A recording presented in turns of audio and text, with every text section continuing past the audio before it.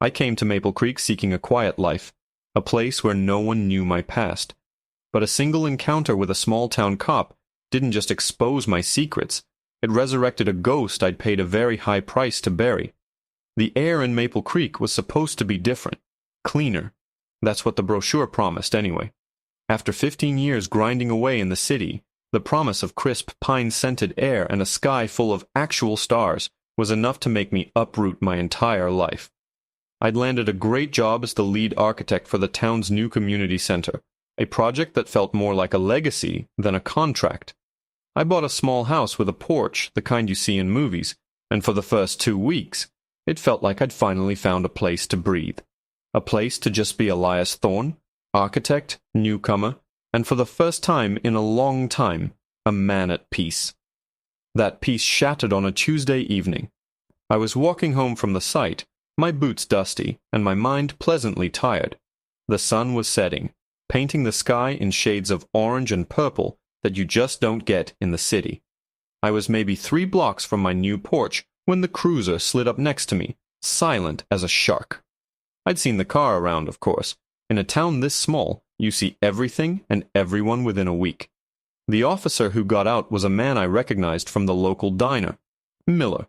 He had a thick neck and a face that seemed permanently set in a sneer of mild disapproval. "Evening," he said, though it wasn't a greeting. It was an accusation. "Officer," I replied, giving him a small, polite nod. I kept my hands out of my pockets, a lesson learned so long ago it was practically muscle memory. "Got some ID on you?" he asked, his hand resting on the butt of his gun. "Sure. Is there a problem?" I asked, reaching slowly for my back pocket. "We had a report of a suspicious individual lurking in this neighborhood. You fit the description." I nearly laughed. A suspicious individual. In a town of 2,000 people, where I was one of maybe 5 black residents. I was the description. "I live just down the street, officer, at the old Hemlock place." "That's a nice house for a newcomer," he said, snatching the wallet from my hand. He studied my brand-new driver's license with the Maple Creek address. "Elias Thorne. You the guy working on the new community center?" "That's me," I said, a little of my exhaustion turning into irritation. "Look, I've had a long day. Can I please just go home?" He handed the wallet back, but he didn't move. He just stood there, blocking my path, his eyes scanning me up and down. It was a look I knew well. A look that said, "You don't belong here. I'm trying to figure out why you are."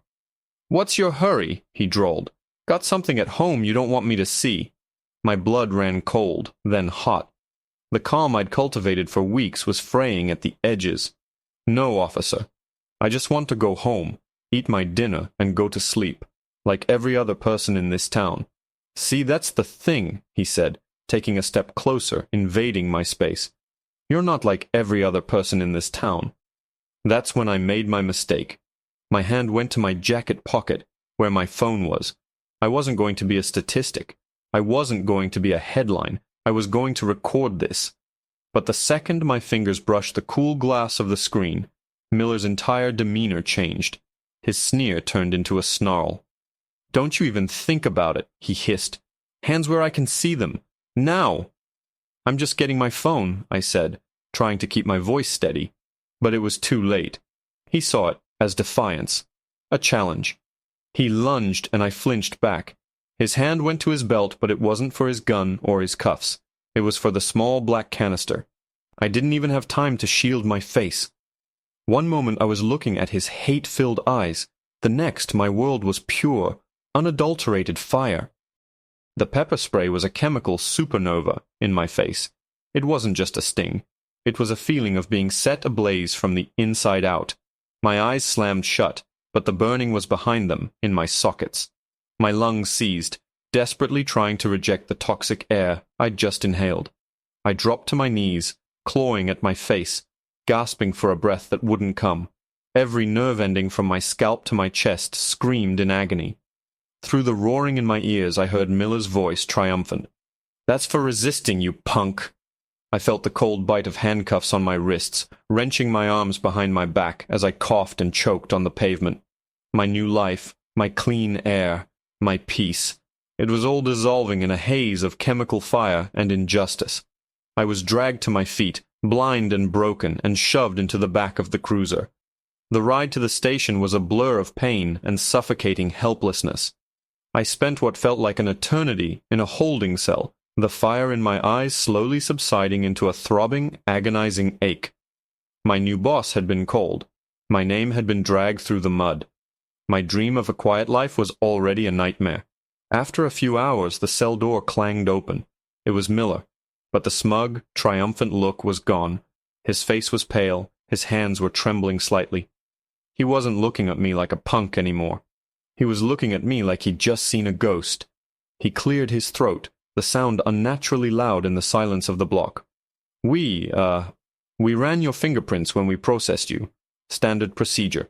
He paused, swallowing hard. "There was a flag. A big one. The system. It locked us out from your full profile." I stared at him through my swollen, tear-streaked eyes, confusion cutting through the pain. "What are you talking about?" Miller took a step back from the bars, as if they were there to protect him from me. His voice dropped to a panicked whisper. It automatically sent a priority alert. Not to the sheriff, not to the state police. It went straight to a single encrypted federal server. A server I've never even heard of. We just got a call back. It wasn't a cop. It wasn't an agent. I don't know who it was, but he gave me one order. He looked me dead in the eyes, all the color drained from his face. He told me to take your cuffs off, apologize, and pray to God you accept it. Elias Thorne doesn't exist, so who the hell are you? The question hung in the stale air of the holding cell, heavier than the stench of disinfectant and despair. Who the hell are you? For a moment, a wild, hysterical laugh bubbled in my chest. If only he knew. If only I knew which answer to give. The man who designed community centers, or the man who used to dismantle entire communities? The man who dreamed of a porch swing, or the man who knew a dozen ways to kill someone with it? My silence seemed to terrify Miller more than any threat could. His bravado had completely evaporated, replaced by the clammy sweat of a man who just realized he'd kicked a hornet's nest the size of a planet. I watched him through my still-burning eyes, letting him stew in it. The pain was a grounding force, a furious red anchor in the sea of chaos that was my mind. The carefully constructed walls of Elias Thorne were crumbling, and the thing they were built to contain was stirring. "My name," I said finally, my voice a low, raspy thing, "is Elias Thorne, and you just assaulted a citizen of this town." The lie felt pathetic on my tongue, a child's shield against a nuclear bomb. Miller flinched. "Look, man, there was a misunderstanding." He fumbled with the keys, his hands shaking so badly it took him 3 tries to get the cell door open. He didn't dare step inside. He just swung the heavy door open and backed away. "You're free to go. All charges. They're dropped. It was a mistake." I rose slowly, my muscles screaming in protest. Every part of me ached, from my bruised wrists to my scorched corneas. As I stepped out of the cell, I saw the sheriff, a portly man named Gable I'd met at the town hall meeting, standing in the hallway. He looked like he'd just seen his own obituary. "Mr. Thorne," Gable said, his voice strained, "my deepest apologies. Officer Miller was overzealous. His actions do not reflect this department." "Save it," I said, my voice cold. The niceties, the polite architect persona, were gone. They'd been burned away by the pepper spray. "What's going on?" Gable and Miller exchanged a panicked look. "There's a phone call for you. In my office." They escorted me not to the exit, but deeper into the station, to the sheriff's wood-paneled office.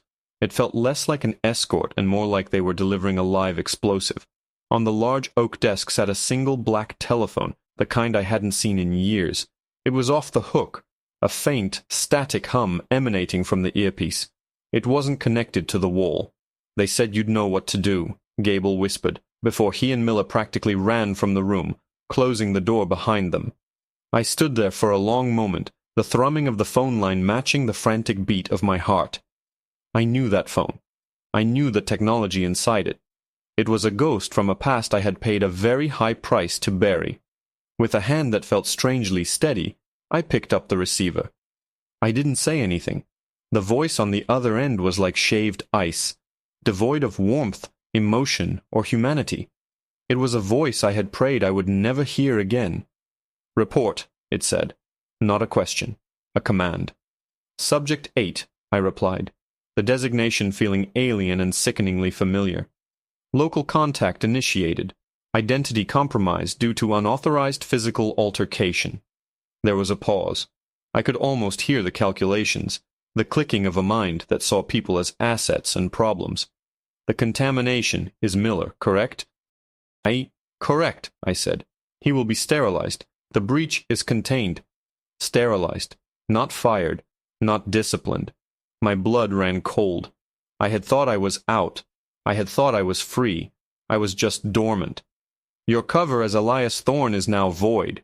The project is terminated. Your life in Maple Creek is over." What about the community center? The words were out before I could stop them. A pathetic, desperate plea for a life that wasn't real. The voice was silent for a beat, an almost imperceptible pause that spoke volumes of cold amusement. "That was never your project, Subject 8. It was your cage. A very comfortable one, it seems. We are disappointed you grew so attached to the bars. A transport is waiting for you at the front entrance. You have 5 minutes." The line went dead. I placed the receiver back on the cradle with surgical precision. It was over. The house, the porch, the clean air, the feeling of building something instead of tearing it down, all of it. An illusion. A temporary holding pattern before I was recalled. I walked out of the office, past the terrified-looking secretary, past Miller, who was slumped in a chair, his face ashen. I didn't look at him. He was already a ghost. I pushed open the front doors of the station. The night air hit my face, and for the first time it didn't feel crisp or clean. It felt empty. Parked at the curb, its engine a low, predatory hum, was a black sedan with tinted windows so dark they looked like voids. It didn't belong in Maple Creek. It belonged in my old world. The back door opened. A woman sat inside, her face cast in the dim glow of a dashboard light. I recognized her instantly. Anya, my former handler, the architect of my last life, and apparently the demolition expert for my new one. She hadn't aged a day.